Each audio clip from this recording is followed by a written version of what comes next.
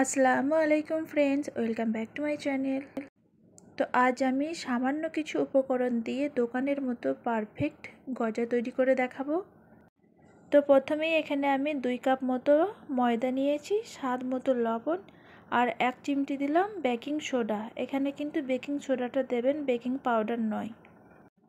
তো সমস্ত কিছু দেওয়ার পরে খুব ভালো করে মিশিয়ে নেব। চাইলে আপনারা এটা একবার চাটনির সাহায্যে চেলে নিতেও পারেন। আর এখানে আমি দিয়ে দিচ্ছি ঘি। তো আমি এটা ঘি দিয়ে তৈরি করব, আপনারা চাইলে এখানে তেলও দিতে পারেন। তো অল্প অল্প করে দিয়ে ময়দাটার মধ্যে খুব ভালোভাবে মিশিয়ে নেব। বাকি যে ঘিটা আছে সেটাও আমি দিয়ে দিলাম। তো এইভাবে মিশাতে দেখবেন ময়দাটা খুব সুন্দরভাবে একটি ডো আকারে তৈরি হয়ে যাচ্ছে। তো এখানে ময়দার ডালাটা দেখুন খুব সহজভাবেই তৈরি হয়ে যাচ্ছে, আবারও ভেঙেও যাচ্ছে। তো এখানে বুঝতে হবে যে আপনার এই ময়দার মিশ্রণটি পারফেক্ট হয়েছে। তো এবারে আমি পানি দিয়ে মেখে নেব। তো এই ডোটা শক্তভাবে তৈরি করব, একবারে পানি দিয়ে মাখবো না, অল্প অল্প পানি দিয়ে মাখতে শুরু করব। তো এই ময়দার ডোটা একটু শক্ত মতো রাখতে হবে, এটা খেয়াল রাখবেন।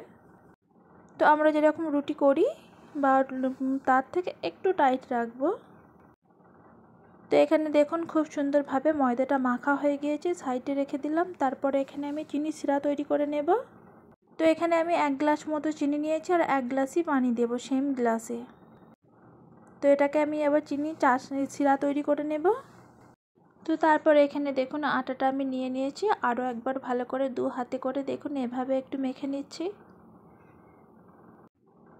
আপনারা চাইলে এই গজাটা একেবারে অল্প সময়ের মধ্যে তৈরি করে নিতে পারবেন। এখানে কোনো ময়দাটাকে রেস্ট না দিলেও হবে, সঙ্গে সঙ্গে মেখে তৈরি করে নিতে পারবেন চটপট করে দোকানের মতো পারফেক্ট গজা।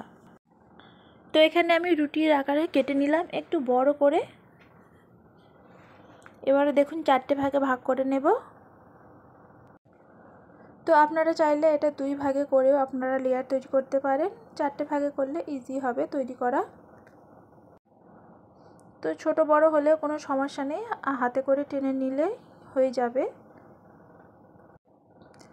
তো এভাবে আমি দেখুন 4টে লেয়ার তৈরি করে নিয়েছি। এবারে সাইডগুলোকে হাতে করে নিয়ে খুব ভালোভাবে এইভাবে জয়েন করে নিতে হবে। তো এই মুখগুলোকে খুব ভালোভাবে যদি না করা হয়, যখন দেখবেন গজাটা তৈরি করবেন ফেটে যাবে। তো আবারও আমি রুটি আকারে বড় করে বেলে নেব। এইভাবে আমি 3 থেকে 4 বার তৈরি করব। তো এই কাজটি যত বেশি করবেন ততই কিন্তু গজাটার লেয়ার আসবে, এটা অবশ্যই আপনাকে করতে হবে। তো এবারে দেখুন আমি 2 ভাগে ভাগ করে নিলাম, আবারও সেমই প্রসেস করব। তো লাস্ট আমি এভাবে আরও একবার করে নিচ্ছি আর এই মুখটাকে এভাবেই সিল করে নেব।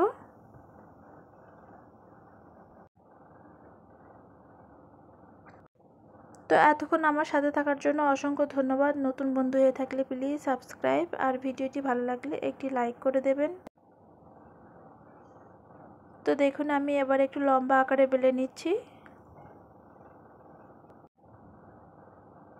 তো আবারও আমি এটাকে মাঝ বরাবর কেটে 2 ভাগে করে নেব।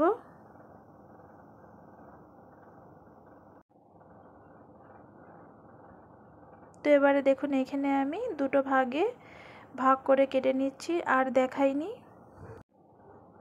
আপনারা যেরকম খুশি সাইজের করতে পারেন, চাইলে ছোট বড় করতে পারেন। তো আমি এখানে এই গজার শেপটা দেখুন খুব বেশি বড় করে করিনি গো, এভাবে কেটে নিলাম।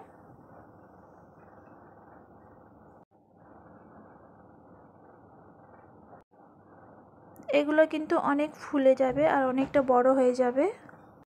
তো এখানে গজার শেপটা দেওয়া হয়ে গেছে, এবারে ভেজে নেব। ভেজে নেওয়ার জন্য কড়াই বসিয়ে দিয়েছি আর দিয়ে দিলাম 2 কাপ মতো তেল। তেলটাকে খুব ভালো করে গরম করে নিতে হবে, তারপরে দেবার সময় গ্যাসের ফ্লেমটাকে মিডিয়ামে রেখে দেবেন। তো এখানে আমি দেখুন সব গজাগুলো ভেজে নেব, একটা একটা করে দিয়ে দিচ্ছি। তো এখানে সব গজাগুলো দেওয়ার পরে এক সাইডটা হালকাভাবে উল্টে নিচ্ছি। তো এখানে গ্যাসের ফ্লেমটাকে আমি মিডিয়ামে রেখে দিয়ে তারপরে ভেজে নিচ্ছি। তো এখানে দেখুন কালার আসতে শুরু করে দিয়েছে।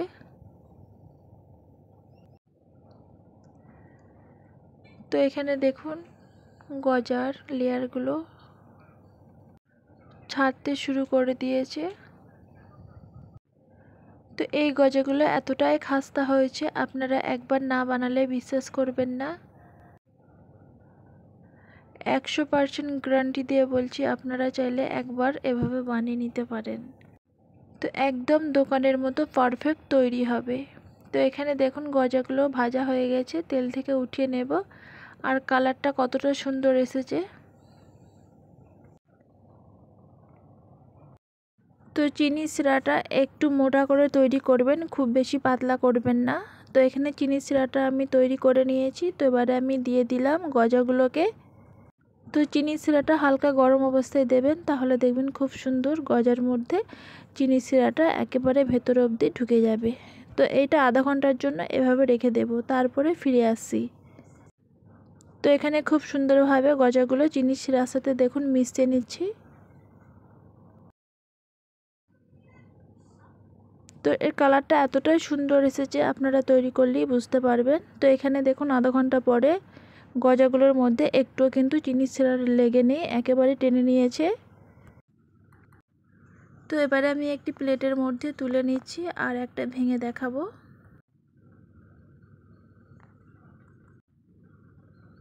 তো যারা করতে পারে না তারাও এই ভিডিওটি দেখলে বানিয়ে নিতে পারবেন একেবারে অল্প সময়ের মধ্যে। তো ভিডিওটি আপনাদের কেমন লেগেছে অবশ্যই কমেন্ট বক্সে কমেন্ট করে জানাবেন। ভালো লাগলে একটি লাইক করে দেবেন। আর বেশি বড় করলাম না, এখানেই শেষ করলাম। আবারও অন্য কোনো রেসিপি নিয়ে চলে আসবো। আল্লাহ হাফিজ।